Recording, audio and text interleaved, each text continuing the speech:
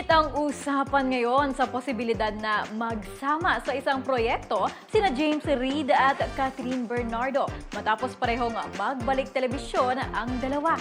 Chikahang umaabante mula kay Romel Placente. How to ang chika ni tatambal daw si James Reid kay Catherine Bernardo.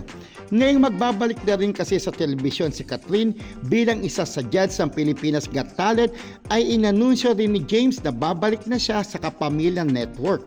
Kaya naman hindi naiwasan ng mga dilulu na fans kung posible kaya ang dalawa naman ang magtambal lalo na't pareho silang may hatak. Huli kasing regular na napanood si James noon pang 2019 bilang isa sa judge ng Idol Philippines. Pero kung hindi matutuloy ang tambalang James at Kat, ay hindi naman nawawala ng pag-asa ang fans ng aktres sa pagsasama nila ni Donnie Pangilinan. Iba pa rin daw kasi magpakilig ang isang Catherine Bernardo na kahit sino ang itambal ay siguradong papatok gaya na laman ng Katded o kanila ni Alden Richards.